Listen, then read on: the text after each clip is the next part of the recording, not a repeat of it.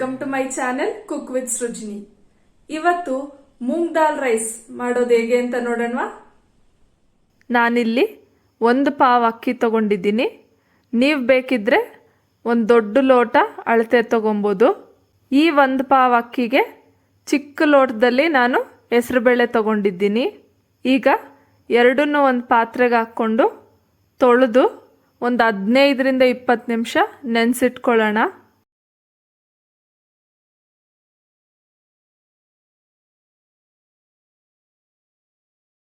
ತುಪ್ಪ 4 spoon, tomato 2 ತಗೊಂಡು ಈ ರೀತಿ ಸಣ್ಣಗೆ ಹಚ್ಚಿಟ್ಕೊಂಡಿದ್ದೀನಿ. ಹಸಿಮೆಣಸಿನ್ಕಾಯಿ 5, ಅರಿಶಿನ ಪುಡಿ,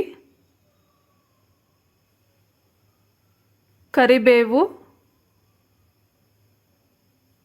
ಕಡಲೆಬೇಳೆ, ಸಾಸಿವೆ, ಜೀರಿಗೆ,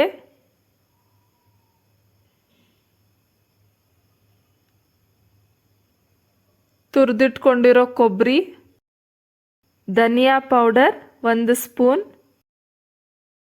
ಉಪ್ಪು ರುಚಿಗೆ ತಕ್ಕಷ್ಟು, ಬೇಕಾದಷ್ಟು ಎಣ್ಣೆ, ಕೊತ್ತಂಬರಿ ಸೊಪ್ಪು ಹಚ್ಚಿಟ್ಕೊಂಡಿದ್ದೀನಿ.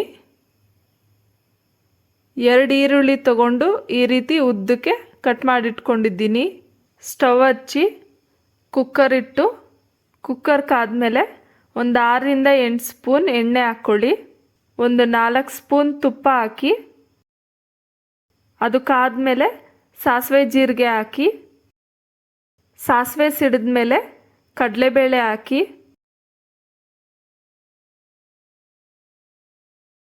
ಕಡಲೆಬೇಳೆ ಕೆಂಪಗಾದ್ಮೇಲೆ ಹಚ್ಚಿಟ್ಕೊಂಡಿರೋ ಈರುಳ್ಳಿ ಹಾಕಿ, ಹಚ್ಚಿಟ್ಕೊಂಡಿರೋ ಹಸಿಮೆಣಸಿನ್ಕಾಯಿ ಹಾಕಿ, ಕರಿಬೇವು ಹಾಕಿ,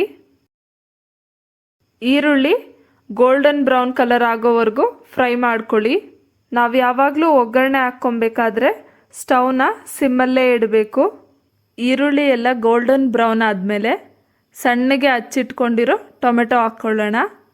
1 ಸ್ಪೂನ್ ಕಲ್ಲುಪ್ಪು ಹಾಕಿ, ಯಾಕಂದರೆ ಟೊಮೆಟೊ ಹಾಕಿದ ತಕ್ಷಣ ಉಪ್ಪು ಹಾಕ್ಕೊಳ್ಳೋದ್ರಿಂದ ಟೊಮೆಟೊ ಬೇಗ ಬೆಂದ್ಕೊಂಡ್ಬಿಡುತ್ತೆ. ಈ ರೆಸಿಪಿ ದೇಹಕ್ಕೆ ತಂಪು ಮತ್ತು ಟೇಸ್ಟ್ ತುಂಬ ಚೆನ್ನಾಗಿರುತ್ತೆ.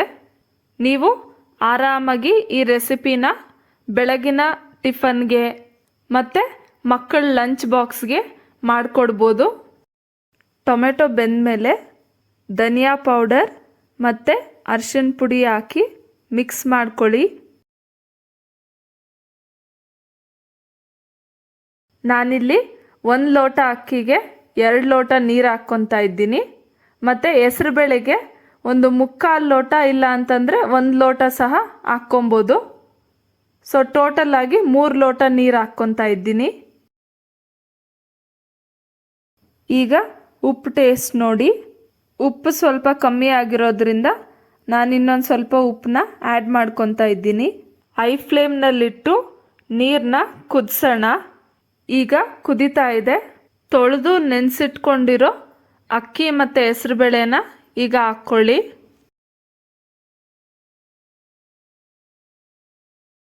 ತುರಿದಿಟ್ಕೊಂಡಿರೋ ಕೊಬ್ಬರಿ ಮತ್ತು ಕೊತ್ತಂಬರಿ ಸೊಪ್ಪು ಹಾಕಿ ಮಿಕ್ಸ್ ಮಾಡ್ಕೊಳ್ಳಿ. ಕುಕ್ಕರ್ ಮುಚ್ಚಳ ಮುಚ್ಚಿ 2 ವಿಸಿಲ್ ಬರ್ಸ್ಕೊಳ್ಳಿ.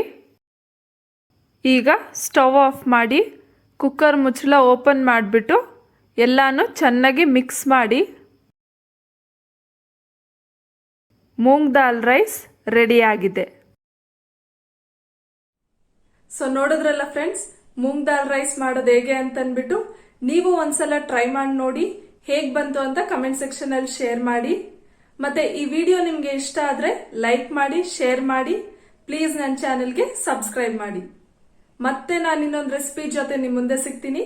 ಅಂಟಿಲ್ ದೆನ್, ಬೈ ಬಾಯ್.